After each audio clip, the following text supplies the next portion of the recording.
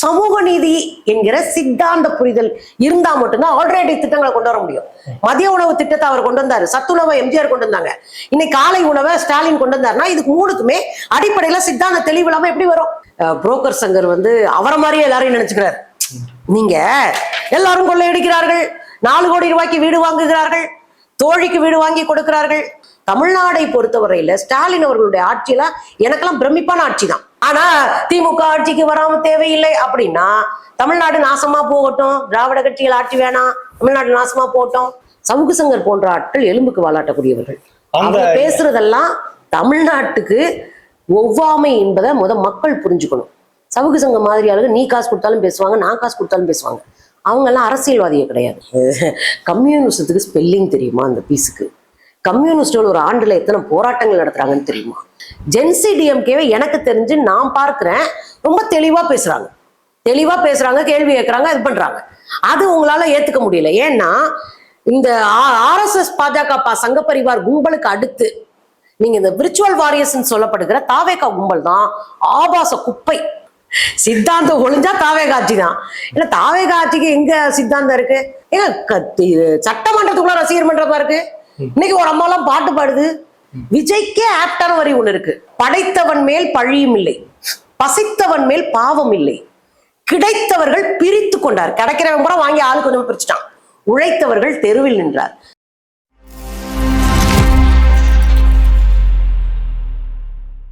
தமிழ்நாட்டுல ஒரு ஆபாச வாழ்க்கை வாழ்ந்து கொண்டிருக்கக்கூடிய ஊடகவியலாளர் பேர்ல கூட ஒரு முன்னாள் காவல்துறை தூக்கி எறியப்பட்ட அந்த சவுக்கு சங்கர் நபர் பாத்தீங்கன்னாக்கா நல்லாட்சி நடந்தா போதும், இங்க சித்தாந்தமும் இசம்களும் தேவையில்லை அப்படின்னு ஒரு பேச்சை பேசியிருக்காரு. இது எப்படி எடுத்துக்கிறீங்க? நல்லாட்சி எப்படி நடக்கும்?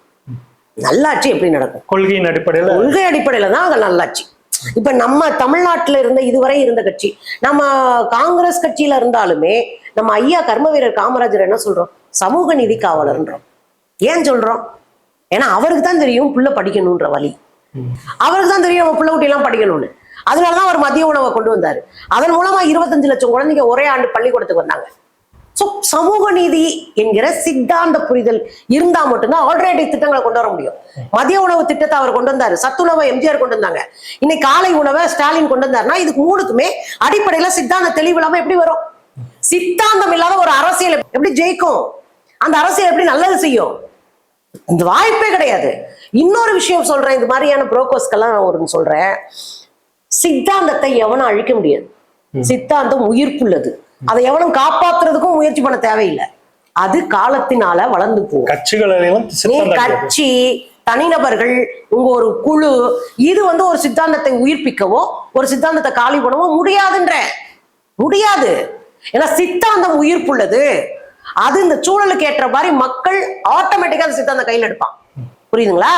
இப்ப விஜய் எல்லாம் இன்னும் 5 வருஷம் முடியும் போதெல்லாம் வேற லெவல்ல தமிழ்நாட்டுல எந்திரிச்சு தொண்டையை பிடிக்கிற அளவுக்கு உயர்த்துவாங்க. அதனால இந்த சித்தாந்தம் அழிஞ்சிருச்சு, இது கடந்துருச்சு, இதெல்லாம் பாப்பாங்களுடைய பார்வையில பாக்குறாரு. சவுக்கு சங்கர் என்ன புரோக்கர் தானே, எங்க காசு கொடுத்தாலும் போய் பேசக்கூடியது. இன்னொரு விஷயம், வடவர் ஆதிக்கம் இருந்த போது பாத்தீங்கன்னாக்க இங்க திராவிடம் தேவைப்பட்டு இப்ப அதுக்கெல்லாம் தேவையில்லைன்ற மாதிரி தான் ஒரு பேச்சோட போக்கு இருக்கு. இல்ல நான் கேட்கிறேன், வடவர் ஆட்சி அப்படின்னா என்ன? இப்பதான் ரொம்ப முக்கியமா நம்ம சித்தாந்த தெளிவோட இருக்கணும். பாஜக ஆர்எஸ்எஸ் சங்க பரிவார் கும்பலினுடைய ஆட்சி. அவங்க எதிர்பார்த்த ஒரு தலைவர். நீங்க நம்ம அவர் பேர் வாஜ்பாய் இருந்தார்ல, அவரு கூட ஒரு சிலது செய்ய பயப்படுவார். மக்களுக்காக செய்யக்கூடாதோ அப்படின்னு கூட யோசிப்பாரு. அவர் கொஞ்சம் வாசிக்கிறவர், எழுதுறவர். இந்த பீஸ் இருக்குல்ல, டிவி பீஸ், அது எதுக்குமே அஞ்சாது. அவர் உட்கார வச்சுட்டு ஆர்எஸ்எஸ் பாஜக எல்லா பகுதிகளிலும் ஸ்ட்ராங் ஆயிட்டு இருக்கு. அதுவும் வட மாநிலங்கள் முழுக்க பாஜக மயமாயிருக்கு. இந்த சூழ்நிலையில வட மாநிலம் முழுவதும் தங்கள் ஆதிக்கத்தை நிலநிறுத்திடும், தென்னிந்தியாவில வரணும் அப்படின்ற இந்த சூழ்நிலை தான் தெளிவா சித்தாந்த புரிதல் இருக்கணும். அப்படி இருந்தாதான் நீ 2 மொழி போதும், மும்மொழி கொள்கை வேண்டாம், புதிய கல்விக் கொள்கை எங்களுக்கு வேணாம், எங்க பிள்ளைகளை படிக்க விடாம பார்க்க போற. அதே மாதிரி நாங்க வச்சிருக்கிற இந்த மாநில உரிமை சுயாட்சி, இதுக்கு எதிராக நாங்க வந்தா நிப்போம். இதெல்லாம் எப்படி நிப்பீங்க? இந்த அறிவு புரிதல் இருந்தாதான். இப்ப வடவராட்சி கம்மியா இல்ல, இப்பதான் கவனமா இருக்கணும். ஏன்னா எல்லா வடக்கு வடகிழக்கு எல்லா பகுதிகளிலுமே பெரிய அளவுல பாஜகவினுடைய ஊடுருவல் நடந்துருச்சு. இது தமிழ்நாட்டுக்குள்ள இப்ப மறைமுகமா விஜயின் மூலமான ஒரு ஊடுருவலா மாறி இருக்கு. அப்ப விஜய் மூலமா ஒரு ஊடுருவலா மாறி இருக்கிறதுனால இதை உடைக்கணும்னா சித்தாந்த தெளிவு இருந்தா மட்டும்தான் உடைக்க முடியும். அதனாலதான் டீலிமிட்டேஷனை நம்ம தெளிவான பார்வையில உட்காந்து பேசணும். காவிரி நீருக்கு தெளிவான பார்வையில வச்சு பேசணும். இங்க இருக்கிற மொழிக் கொள்கை, கல்விக் கொள்கை எல்லாத்துலயும் நம்ம தெளிவா நின்று எதிர்க்கிறது காரணம் என்ன? சித்தாந்தம். அது இன்னைக்கு கட்டாயம் தமிழ்நாடு அரசுக்கு அவசியம். தமிழ்நாடு அரசு இன்னைக்கு மட்டும் இல்ல, என்னைக்குமே அவசியம். ஒரு அரசு மக்களுக்கான அரசா தெளிவா போகணும்னா அந்த அரசு சித்தாந்த புரிதல் உள்ள, தொலைநோக்கு திட்டங்களும் பார்வைகளும் உள்ள ஒரு அரசா இருக்கணும். ஒருத்தங்க சினிமாவில் நடிச்சுட்டான், எனக்கு காசு கொடுத்தான்றக்காக என் வாயில வரத பூரா அடிச்சு விடுவேன்னா புரோக்கர் யாருன்றது மக்களுக்கு தெரிஞ்சுக்கணும். இல்ல, இன்னைக்கு இருக்க சூழல்ல இந்த ஜென்சி தலைமுறைகிட்ட திராவிடம் அப்புறமேட்டு திராவிட கட்சிகள் அப்படின்னாலே கொள்ளையடிப்பதற்கான விஷயம் அப்படின்ற மாதிரியான கருத்தியல் வந்து கொண்டு சேர்க்கப்பட்டுட்டே இருக்குது. இது எப்படி திராவிட இயக்கங்கள் முறியடிக்க வேண்டியிருக்கு? திராவிட இயக்கங்கள் களம் காணணும். முதல்ல இந்த டிஎம்கே, இப்போதைக்கு திராவிட இயக்கங்கள் திக இருக்கு, டிஎம்கே இருக்கு, அதிமுக இருக்கு. இவங்கெல்லாம் திராவிட கட்சிகள், இயக்கங்கள். இதுல வந்து நீங்க பாத்தீங்கன்னா ஒரு குறிப்பிட்ட சின்ன கூட்டத்துக்குள்ளேயே பேசிட்டு இருக்காங்க. திக, திராவிடர் கழகம் ஒரு சின்ன கூட்டத்தோட தொடர்புல இருக்கிறாங்க. பொதுமக்களோட அவங்க தொடர்புல இல்ல மீன்ஸ் பெரிய அளவுல பறந்துபட்ட இளைஞர்கள் படையை அவங்க கட்ட வேண்டிய பொறுப்பு இருக்கு. அதுல இன்னும் தொய்வு இருக்கிறதா நான் பாக்குறேன். இன்னொரு விஷயம் இருக்கு, கம்யூனிஸ்டுகள் இந்த பார்வையோடு மக்களையும் மாணவர்களையும் இளைஞர்களையும் அணுகணும். அதுல தொய்வு இல்லாம பாத்துக்க வேண்டிய தேவை இருக்கு. திமுக போன்ற கட்சிகள் இருக்காங்கல்ல, இவங்க ஒரு பெரிய மேடையை போடுறது, அது அதிமுகவா இருந்தாலும் தான், பெரிய மேடையை போடுறது, ஒரு தலைவனை கூப்பிடுறது, அவங்கள பேச வைக்கிறது, அதுக்கப்புறம் அப்படியே முடிச்சுட்டு போயிருது. அது வந்து ஜெயிக்கவே ஜெயிக்காது. திமுகவினுடைய சித்தாந்தம் எப்படி மக்கள்கிட்ட போச்சு? கம்யூனிஸ்ட் சித்தாந்தம் எப்படி மக்கள்கிட்ட போச்சு? இவங்க வீதி வீதியா இறங்கி பேசினாங்க, வீடு வீடா போய் பேசினாங்க, தெரு தெருவும் கொடியேற்றினாங்க. அந்த கொடியேற்றும் போது அது குறித்து பேசினாங்க. ஒவ்வொரு ஊர்லயும் போராடியவர்களை முன்னாடி கொண்டு வந்து நிப்பாட்டினாங்க. இதெல்லாம் செய்யாம, வரலாறை குழந்தைகள் சொல்லி கொடுக்காம, அடுத்த தலைமுறைக்கு வரலாறை கொண்டு போய் சேர்க்காம நீங்க எந்த மாற்றத்தையும் கொண்டு வர முடியாது. வெறும் சமூக வலைத்தளத்துல நம்ம 4 இது பேசினா அவன் போடுறான்.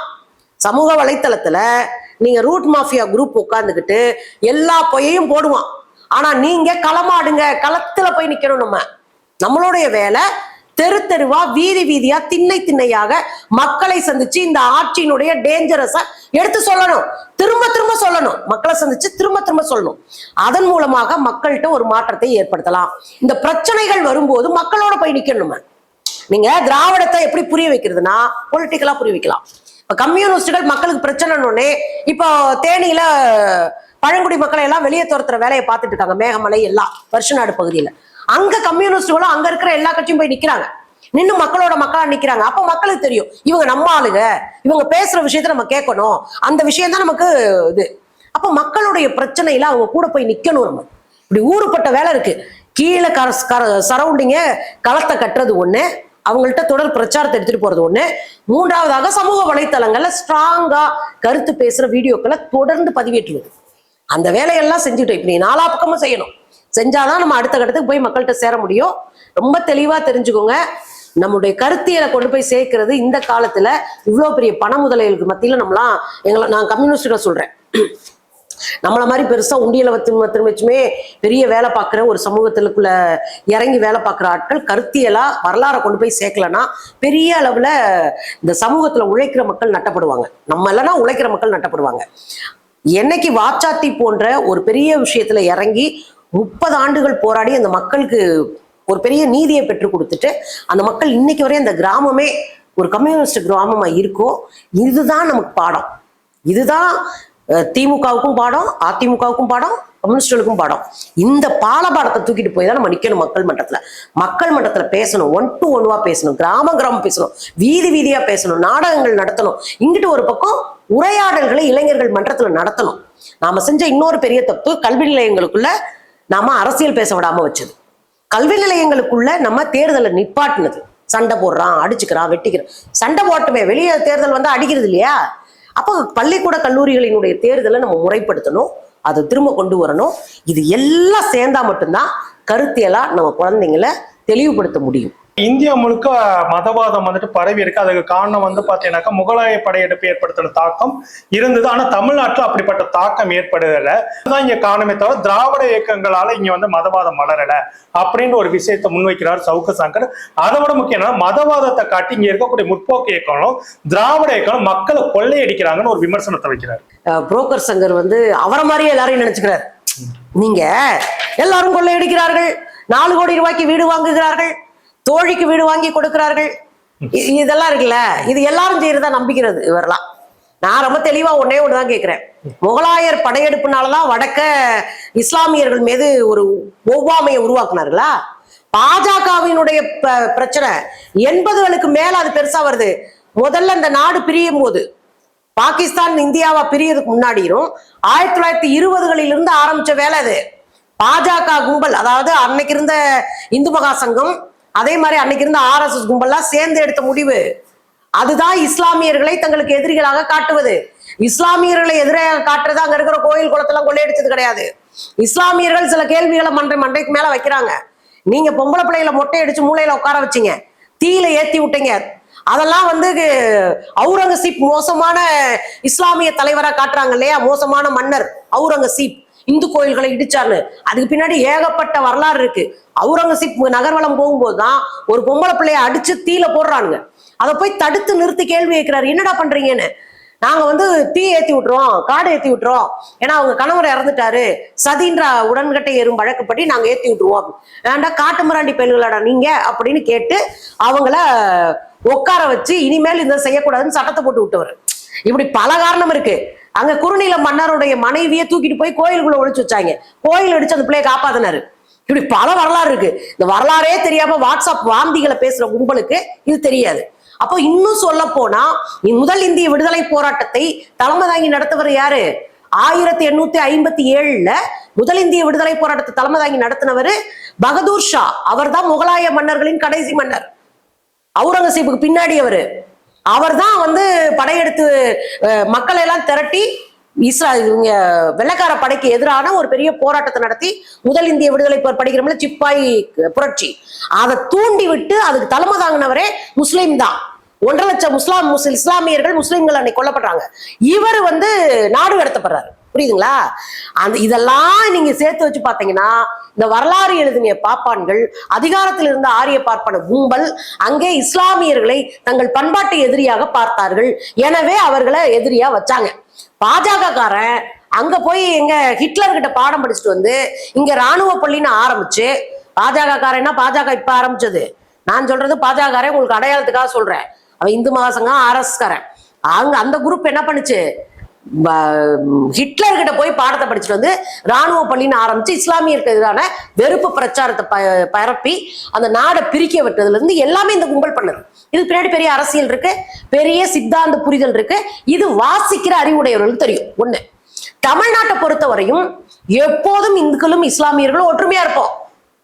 இன்னைக்கு நேரத்துல இல்ல, அது ஒரு 600-700 நூற்றாண்டுகளுக்கு முன்புல இருந்தே நம்ம ஒற்றுமையா இருக்கோம். அதனாலதான் சிக்கந்தர் தர்கா திருப்பரங்குன்றம் மலை மேல இருக்கு. அங்க பக்கத்துல சமணர் மலை, அங்க சமணர்களுக்கான படுக்கை அங்கேயே இருக்கு. அங்கேயே காசி விஸ்வநாதர் கோயில் இருக்கு. ஒரு மலையில இத்தனை சாமியும் சுத்தி சுத்தி இருக்குன்னா என்ன அர்த்தம்? நாங்கெல்லாம் எப்பவுமே ஒத்துமையா நாங்க இருக்கிறோம்னு அர்த்தம்.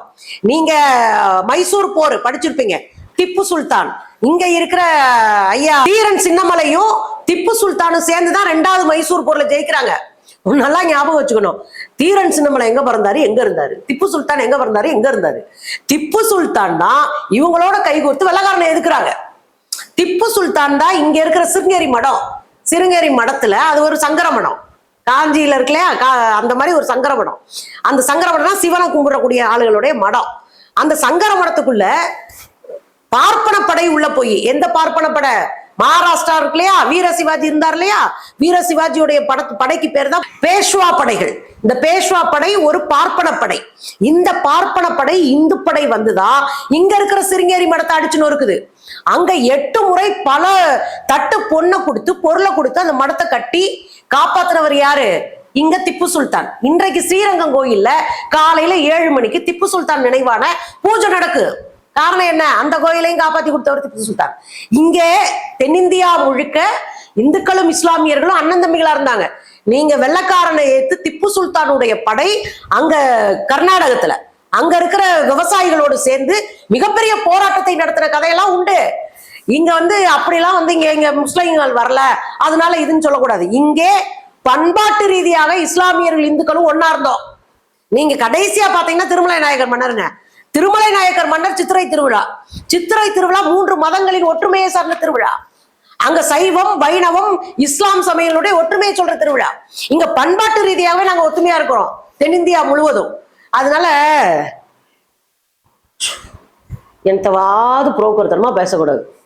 இன்னொரு விஷயம் பாத்தீங்கன்னாக்கா திமுகவுடைய தேவை இனிமேல் தமிழ்நாட்டுக்கு தேவையில்லை, அதோடைய காலாவதி தேதியை திமுக எட்டிட்டு இருக்கு அப்படின்னு சொல்லிட்டு சவுக்கு சங்கர் பேசியிருக்கிறாரு. முதல்ல சவுக்கு சங்கர்லாம் ஒரு ஆளுன்னு அந்த கேள்வியெல்லாம் என்கிட்ட கேட்கக்கூடாது, புரியுதா? ஏன்னா நான் 19 வயசுல இருந்து அரசியல நின்று அரசியலை பேசிட்டு இருக்கிற ஒரு ஆளு. இந்திய மாணவர் சங்கம் இன்னைக்கு முடக்கணும்னாங்களே, இந்த மாணவர் சங்கத்துல பயணிச்ச ஆளு. 800 பசங்களும் ஒரே பொண்ணும் அரெஸ்ட் ஆயிருக்கும் Madurai Thiagarajar arts and science காலேஜ்ல. இன்னைக்கு வரையும் வரலாறு பதிஞ்சிட்டு வந்திருக்கோங்க. நான் ஒரு பொண்ணு அரெஸ்ட் ஆனேன் 800 பசங்களோட. எங்களுக்கு பின்னாடி ஒரு வரலாறு இருக்கு. என்ன இருக்குன்னு அது பேசுறதெல்லாம் என்கிட்ட கேட்டுட்டு இருக்கீங்க. எனக்கு என்னன்னா, இனிமேல் திமுகவினுடையது சவுக்கு சங்கருக்கு என்ன பயம்னா, தூக்கி உள்ள போட்டு தொண்டையிலே மிதிச்சாங்களே, ஐயோ திரும்ப வந்துட்டாங்கன்னா தூக்கி போட்டு மிதிப்பாங்களோன்ற ஒரு அச்சத்துல இருந்திருப்பாரு அண்ணன். ஆனா என்ன சிக்கல் இருக்கு அப்படின்னா, திமுக மட்டும் இல்ல, திராவிட சித்தாந்தத்துல இருக்கிற கட்சிகள் கம்யூனிஸ்டுகள் சேர்ந்து இந்த மண்ணை பாதுகாக்க வேண்டிய பொறுப்பு நமக்கு இருக்கு. ஏன்னா திமுகவுடைய கட்சிக்குள்ள 1000 முரண்பாடு இருக்கும். எனக்கும் அவங்க கூட சண்டை போட நிறைய இடம் இருக்கு. நான் சண்டை போடுவேன், முரண்பாடு இருக்கு, எல்லாம் இருக்கு. ஆனா தமிழ்நாடை பொறுத்தவரையில ஸ்டாலின் அவர்களுடைய ஆட்சியில எனக்கெல்லாம் பிரமிப்பான ஆட்சி தான். அதுல குறைகள் இருக்கா? இருக்கு. இன்னும் நம்ம செய்ய வேண்டிய தூரம் நிறைய போக வேண்டிய தூரம் இருக்கா? இருக்கு. ஆனா கல்வித்துறையில, ஏன்னா நான் ஒரு 4 தலைமுறை வாத்தியார் குடும்பம், உங்களுக்கு எல்லாம் தெரியும். 4 தலைமுறை வாத்தியார் குடும்பம்னா பள்ளிக்கூடத்துல தான் எனக்கு தொட்டியை கட்டி போட்டுலாம் வளர்த்துட்டு இருக்காங்க இந்த காலத்துல. நான் சொல்றேன், கல்விக்குள்ள அவ்வளோ பெரிய சீர்திருத்தத்தை யாருக்கால கொண்டு வர முடியும்? மோடி கொண்டு வருவாரா? 70,000 பள்ளிக்கூடங்களை வட இந்தியா முழுசு மூடிட்டாரு. 1.25 கோடி பிள்ளைங்க பள்ளிக்கூடம் இல்லாம கல்வி இல்லாம தெருவில் நிக்கிறாங்க, டிராப் அவுட் ஆகி. ஆனா இங்க அப்படி செய்ய முடியுமா? அரசு பள்ளியில அதிகமான குழந்தைங்க சேர்ந்தாங்க. 2021 இருந்து 2025 வரைக்கும் நீங்க பாருங்க, அரசு பள்ளிக்கூடங்கள்ல தான் அதிகமான மாணவர்கள் படிச்சாங்க தனியார் பள்ளிகளை விட. அது காரணம் என்ன? நாம செஞ்ச நலத்திட்டங்கள், நாம செஞ்ச உதவிகள், நாம செஞ்ச தொலைநோக்கு பார்வை. முதலமைச்சர் என்ன சொன்னாரு? கல்விக்கு நம்ம போடுற பணம்ன்றது முதலீடு, அது இந்த வருங்கால தலைமுறையை நீ தலை நிமிர்த்தும்னாரு. அவ்வளவு வேலை பார்த்துருக்குறாங்க. இதுல என்ன பிரச்சனை அப்படின்னா, எதுவுமே தெரியாட்டினாலும் பரவாயில்ல, எனக்கு காசு கொடுத்தானா அந்த ஆள் நல்லவன் பாராட்டுவேன், நான் அவனை புகழ்ந்து பாராட்டுவேன். அந்த காலத்துல எல்லாம் புலவைங்க எல்லாம் போய் ஒவ்வொரு ஊர்ல இருக்கிற ராஜாக்கள் எல்லாம் புகழ்ந்து படி காசு சம்பாரிச்சு பையில போடுவாங்களா, அந்த மாதிரி அவங்களாவது வறுமையில இருந்தாங்க போனாங்க. இந்த பீஸுகளுக்கு என்ன குறைச்சல்? போய் எவனை பார்த்தாலும் எவன் காசு கொடுத்தாலும் காலில் விழுந்து காசு வாங்குறது. என்னைக்காவது நான் பேசின பேச்சுல நான் பின்வாங்கியிருக்கேனா? என்னைக்காவது என் பேச்சை மாத்தி நான் பேசியிருக்கேனா? ஏன்னா எனக்கு கொள்கை தெளிவு இருக்கு. ஆனா திமுக ஆட்சிக்கு வராம தேவையில்லை அப்படின்னா தமிழ்நாடு நாசமா போகட்டும், திராவிட கட்சிகள் ஆட்சி வேணாம், தமிழ்நாடு நாசமா போகட்டும். இன்னைக்கு தமிழ்நாட்டினுடைய தலை நிமிர்ந்து இந்தியாவில் நம்பர் 1 ஸ்டேட்டா இருக்குன்னா அது காரணம் என்ன? வெக்கமே இல்லாம அண்ணன் போய் நிதி ஆயோக்ல உட்காந்து 1.5 லட்சம் கோடியை நான் வளர்ச்சி காட்டுவேன்னா எப்படி வளரும்? தரையில நின்றுட்டு வளர்க்க முடியாது. நீங்க கோபுரத்துல நின்று வளர்க்க ட்ரை பண்றீங்க. அதுக்கப்புறம் ஒரு கேஸ் கூட இப்ப போட்டாரு, கல்வித்துறை சம்பந்தமான ஒரு கேஸ். ஏங்க அப்படி போய் உச்ச நீதிமன்றத்துல திமுக அரசு புகழ்ந்து தள்ளி இருக்கிறாரு. அன்னை விஜய் ஆட்சி நடத்துற இந்த கும்பல்லாம் போய் பயங்கரமா பேசியிருக்கு. திமுக ஆட்சியில் அது நடந்துருச்சு, இது நடந்துருச்சு, அவ்வளவு வளர்ந்துட்டோம், நாங்க கல்வியில அப்படி அறுத்து தள்ளிட்டோம், அப்படியே நீ தானே ஒண்ணுமே நடக்கலன்னு சொன்ன. அப்ப ஒரு விஷயத்த புரிஞ்சுக்கணும், சவுக்கு சங்கர் போன்ற ஆட்கள் எலும்புக்கு வாலாட்டக்கூடியவர்கள். அவங்க பேசுறதெல்லாம் தமிழ்நாட்டுக்கு ஒவ்வாமை என்பதை மக்கள் புரிஞ்சுக்கணும். சவுக்கு சங்கம் மாதிரி ஆளுங்க நீ காசு கொடுத்தாலும் பேசுவாங்க, நான் காசு கொடுத்தாலும் பேசுவாங்க. அவங்க எல்லாம் அரசியல்வாதியே கிடையாது. நாங்க கொள்கைவாதிகள், அரசியல்வாதிங்க. யாவும் காசு கொடுத்து எங்களை வேலை பேச முடியாது.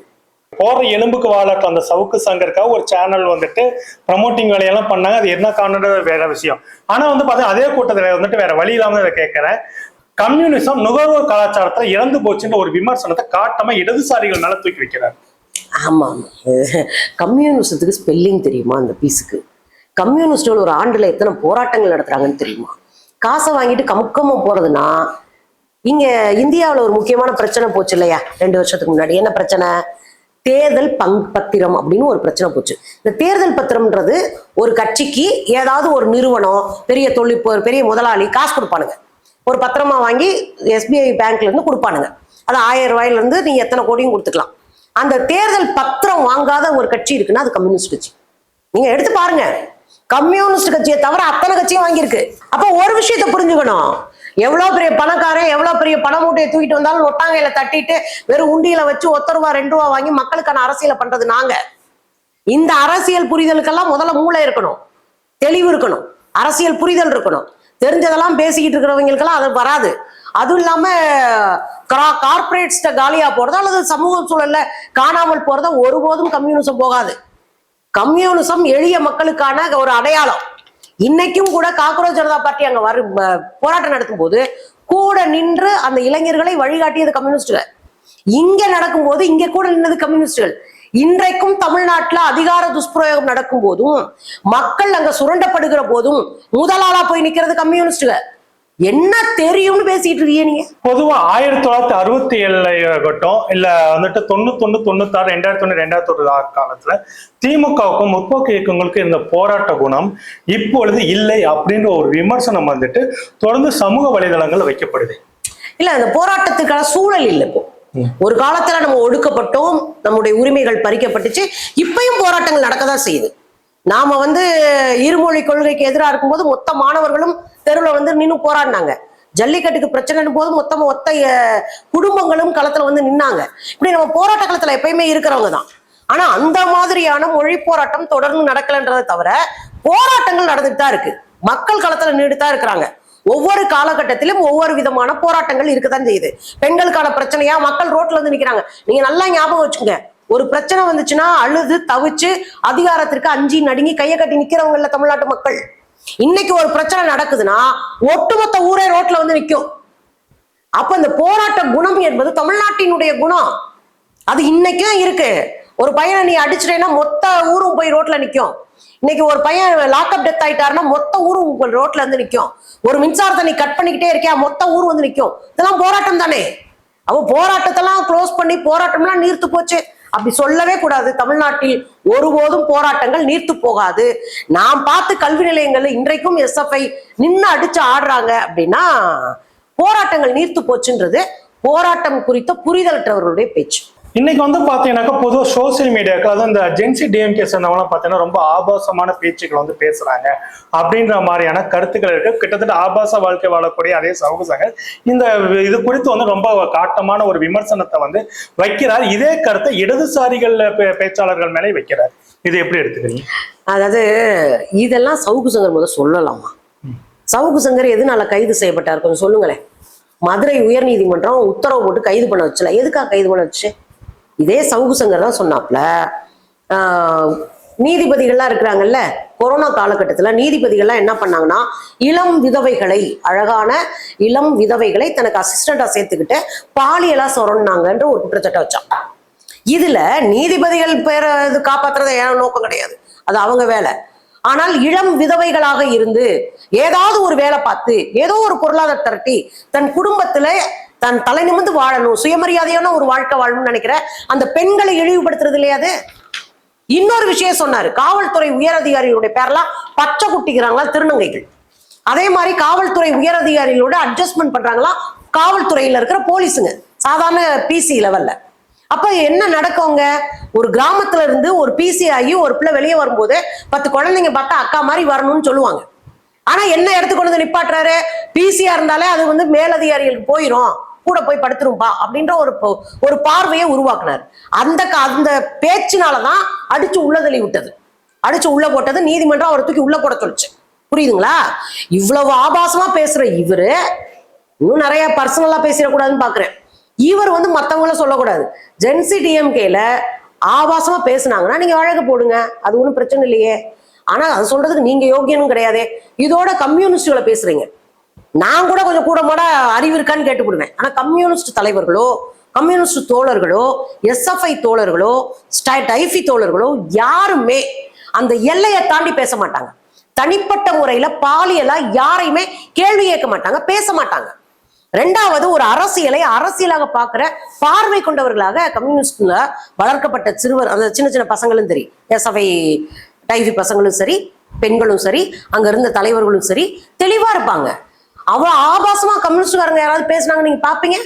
எங்கேயா காட்டுங்க பார்க்கலாம். ஒரு இடத்துல அப்படி இருக்காது. வேணுமென்றால் உங்களை போன்றவர்கள் கம்யூனிஸ்ட் வேஷத்துல இந்த வேலையை பார்க்கலாம். ஆனா கம்யூனிஸ்டுகள் ஒருபோதும் இந்த வேலையை பார்க்க மாட்டாங்க.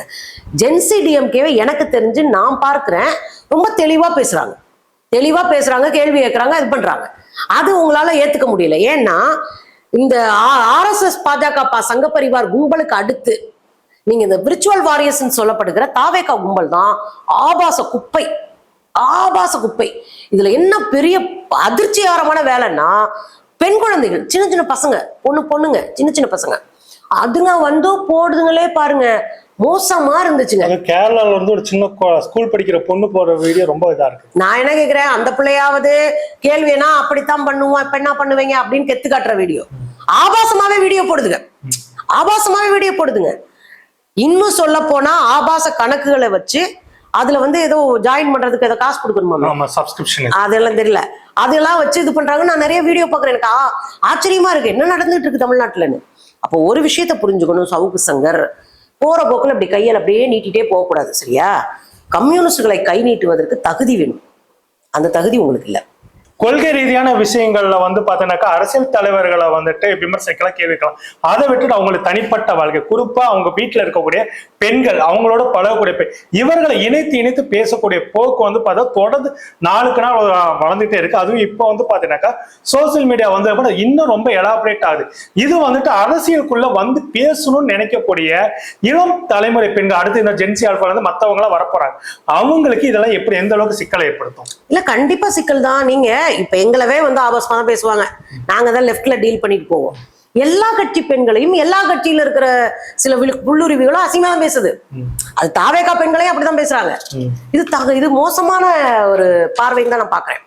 தாவாக பெண்ணா இருக்கட்டும், அது திமுக பெண்ணா இருக்கட்டும், ஏடிஎம்கே இருக்கட்டும், கம்யூனிஸ்டா இருக்கட்டும், யாரா இருந்துட்டு போட்டோம், அவங்களை பேச வேண்டிய அவசியம் நமக்கு கிடையாது. ரெண்டாவது விஷயம், இப்படி பேசும்போது புதிதா வர்றவங்களுக்கு இவங்களை எதிர்கொள்ள தெரியாது. அப்ப எதிர்கொள்ள தெரியல அப்படின்றதுனால அப்பா அந்த அரசியல் பேசுறதே விட்டுருவோம்ப்பா. இதுக்கு ஒரு உதாரணம் சொல்லலாம். ஒரு பொண்ணு வந்து கரண்ட் பில்லு ஏறி போச்சு, 30,000க்கு மேல 17,000க்கு மேல வந்துருச்சுன்னு ஒரு பொண்ணு போடுறாங்க. அவங்க டிவி கேட்காரங்க, டிவி கேக்கு ஓட்டு போட்டவங்க, டிவி கேக்கு ஓட்டு கேட்டவங்க. கடைசியில பாத்தீங்கன்னா டிவிக்கே தம்பிங்க எல்லாம் போய் அந்த அம்மாவை போட்டு அடின்னு அடிச்சு, அந்த அம்மா வீடியோ மேல வீடியோ போட்டு மறுப்பு தெரிவிச்சு அழுது கண்ணீர் விட்டு இதெல்லாம் பண்ணக்கூடாது. அவங்களுக்குன்னு அரசியல் இருக்கு, கருத்து இருக்கு, சொல்றாங்க. உன்னால முடிஞ்சா பதில் சொல்லு. இதுல என்ன பிரச்சனைன்னா, பதிலே யோசிக்க கூட முடியாத அரசியல் தெளிவற்ற கும்பலினுடைய கதறல் தான் இந்த ஆபாச கதறல்னு பாக்குறேன். இவர்கள் சொல்வது போல சித்தாந்த அரசியல் வந்துட்டு ஒழிக்கப்பட்டு விட்டால் தமிழ்நாட்டுல அடுத்து என்ன மாதிரியான அரசியல் உருவாக்கக்கூடிய அபாயம் இருக்குது? இந்த தாவேகா ஆட்சி தான். சித்தாந்தம் ஒழிஞ்சா தாவேகா ஆட்சி தான். இல்ல தாவேகா ஆட்சிக்கு எங்க சித்தாந்தம் இருக்கு? அந்த அமைச்சர்களே ஒருத்தர் சொல்றாருல, இனிமேலாம் கித்தாந்தம்லாம் இல்ல, மேடையிலே பேசுறாரு, சித்தாந்தம் கித்தாந்தம்லாம் கிடையாதான். அப்புறம் நாங்க வாட்டுக்கு இப்படியே ஆட்சி நடத்துவோம். எப்படி சட்டமன்றத்துக்குள்ள ரசிகர் மன்றமா இருக்கு. இன்னைக்கு ஒரு அம்மா எல்லாம் பாட்டு பாடுது. என்ன பாட்டு பாடினாங்கன்னா, கொடுத்ததெல்லாம் கொடுத்தான், யாருக்காக கொடுத்தான், நல்ல வேலை இந்த பிள்ளை கொஞ்சம் பரவாயில்லாம பாடி பிடிச்சு, இல்லைன்னா இந்த பாட்டை பாடி இருக்கணும், நீங்க நல்லா இருக்க வேணும் நாடு. எனக்கு இப்படி நினைச்சீங்க, எனக்கு வந்து இந்த அமைச்சர் ஆடுற டான்ஸ் ஆட பாட்டு பாடிடுவோம், பயமா இருக்கு எப்ப பாடிடுவாங்களோன்ட்டு. எனக்கு புரியலங்க. சிடி தானே, வாடி வாடி வாடி கைப்படாத சிடின்னு பாடலையேன்னு நம்ம சந்தோஷப்பட்டுக்கிறோம், மன நிறைவடைகிறோம். உண்மையை சொல்ல போனா இந்த ஒரு எம்எல்ஏ இந்த பாட்டு பாடினாங்கல்ல ஒரு பாப்பா, நான் அந்த பாட்டுல இந்த வரி பாடக்கூடாது, விஜய்க்கே ஆப்டான வரி ஒண்ணு இருக்கு. அது என்ன வரி? அது வந்து படைத்தவன் மேல் பழியும் இல்லை, பசித்தவன் மேல் பாவம் இல்லை, கிடைத்தவர்கள் பிரித்து கொண்டார், கிடைக்கிறவன் கூட வாங்கி ஆளு கொஞ்சம் பிரிச்சுட்டான், உழைத்தவர்கள் தெருவில் நின்றார். அங்க தண்ணி கிடைக்காம ஒரு கூட்டம் சாக புலக்கி கடந்துகிட்டு தஞ்சாவூர் டெல்டா பகுதியில, தஞ்சை டெல்டா பகுதியில அங்க விவசாயிகள் போராட்டம் பண்ணிக்கிட்டு இருக்கான், தூக்கு மாட்ட தயாரா இருக்கிறான், மண்ணில் உருள்றான். அடிப்படையா தொழிலாளர் சட்டத்தை மாத்துங்கன்னு சொல்லி அவ்வளவு போராட்டம் கம்யூனிஸ்டுகள் பண்ணிக்கிட்டு இருக்கிறாங்க. பெண்களுக்கு பாதுகாப்பு இல்லை, இவ்வளவு பிரச்சனை, எதையும் பார்க்காம என்னை சாத்தி வச்சுட்டாங்கன்னு இப்படி உட்கார்ந்து இருந்தா அப்ப என்ன பண்ணும்? உழைத்தவர்கள் தெருவில் நிக்கிறாங்கய்யா. இந்த பாட்டு தான் விஜய்க்கு பொருத்தமான பாட்டா நான் பாக்குறேன். எனக்கு என்ன அப்படின்னா, தெரியலன்றது ஒண்ணு, இவங்க யாருக்கும் பெருசா எந்த அரசியலும் தெரியலன்றது ஒண்ணு, கத்துக்கிற முயற்சி இல்லை. கத்துக்கிற முயற்சியே இல்லை. நான் போறேங்க, நான் ஒரு 10 வருஷத்துக்கு முன்னாடி 15 வருஷத்துக்கு முன்னாடி நான் எம்எல்ஏ ஹாஸ்டலுக்கு தங்க போறேன். பாலபாரதி ரூம்ல தங்குறேன். எம்எல்ஏ ஹாஸ்டலுக்கு எதுக்கு வந்தேன் அப்படின்னா, உடனே போய் ஒரு அப்பெல்லாம் வந்து எம்ப்ளாய்மெண்ட் ஆஃபீஸில் பதிஞ்சு கொடுத்தா வேலை கிடைச்சிருன்ற நம்பிக்கைலாம் இருந்தா அது பதிய வந்திருக்கேன். அப்போ எம்ஃபில்ல பதிய வந்திருக்கேன். பதிய வந்துட்டு நான் இவங்க ரூமுக்கு போறேன். அதிகாலையில் ஒரு 3 மணி போய் கதவை தட்டுறேன். உட்காந்து குறிப்பெடுத்துக்கிட்டு இருக்காங்க, கண்ணாடியை போட்டு உட்காந்து எழுதிட்டு இருக்காங்க. என்ன தோழர் அப்படின்றேன். நாளைக்கு பேசணும் மானிய குறிக்க ஏதோ ஒன்று சொல்றாங்க, நாங்க பேசுறோம் அப்படின்னு பார்த்தா சைட்ல ஒரு 3 சேரு, அந்த சேர்ல ஒரு சேலை காயுது. என்ன தோழர் சேலை காய போட்டுருக்கு, காலையில கட்டிட்டு போகணும்ல அப்படின்றாங்க. அப்படியான எம்எல்ஏக்கள் இருந்த காலம். ஜெயலலிதா அவர்கள் அதிகமாக யாருடைய கேள்விக்கு பதில் சொன்னாங்கன்னா பாலபாரதியோடைய கேள்விக்கு பதில் சொல்லியிருக்காங்க. சட்டமன்றத்துல அவ்வளவு உழைச்சிட்டு போனாங்க. இவர்கள் உழைக்க தயாராக இல்லை, பெருமை பாடிக்கிட்டு இருக்கிறாங்க. நான் எங்க தலைமை யாரு தெரியுமா, ஏன்னா சரத்து, இந்த பவுடர் சரத்தெல்லாம் இன்னைக்கெல்லாம் பட்டிமன்றத்துல பேசணும், அத்தனையும் தூசி தட்டி தூக்கிட்டு போயிட்டாண்டா. ஏன்னா எவனோ ஒருத்தன் பட்டிமன்ற கேசட் கையில கொடுத்துட்டான் போல இருக்கு, அதை தூசி தட்டி எடுத்துட்டு போய் தலைவா ரஜினி பேசுற பழைய ஏன் தெரியுமா பயம் அவங்களுக்கு பூரா. எல்லாரும் நமக்கு எதிராக நிக்கிறாங்க. சட்டமன்றத்திலே பவுடர் உடைக்கிறத பத்தி பேசிக்கிட்டாங்க. அப்ப இன்னும் கொஞ்சம் நம்ம காலிலே விழுந்துருவோம் ஐயா, படுத்தே விட்டானா ஏன்னு விழுந்துட்டோம்னா பதவி தாக்க வச்சுக்கலாம், காப்பாத்திக்கலாம் அப்படின்னு. அமைச்சரவை மாற்றம் வரப்போகுது. அதுதான் அந்த பேச்சுவார்த்தை நடக்கிறதுனாலதான் அங்க பெருசா அளவுல கொண்டாட்டங்களும் நடக்குது, காலில் விழுகிறது நடக்குது. புரியுதா? இல்லைன்னா எதுக்கு போய் நீ நல்லா பாரு, மாட்டிக்கிட்ட மாத்திரம் தான் ரொம்ப புகழ்ந்து பேசுறான். இந்த அறநிலையத்துறை அமைச்சர் எங்க தலைவர் வந்தா எந்திரிச்சு நிக்க மாட்டீங்களா, இந்த 8 கோடி மக்களின் தலைவன் சொன்னதுக்கு 100 கோடி ரூபாயில் நீ மாட்டிருக்க. இந்த ஓட்டே உங்க ஒரு ஃப்ளூக்ல ஜெயிக்க வச்ச ஓட்டு.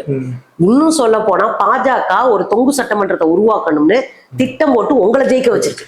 அதான் என் உண்மை. அவங்க செய்ய இவங்க தோக்கல, உன்னை ஜெயிக்க வச்சிருக்கு பாஜக.